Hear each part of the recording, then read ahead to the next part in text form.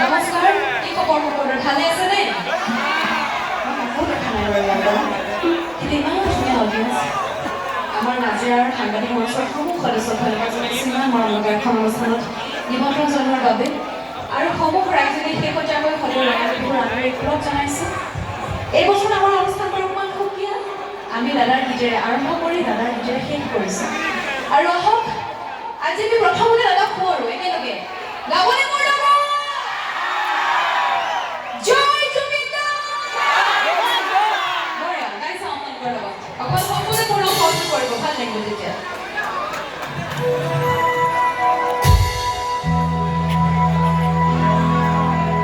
জিয়া জিয়া হো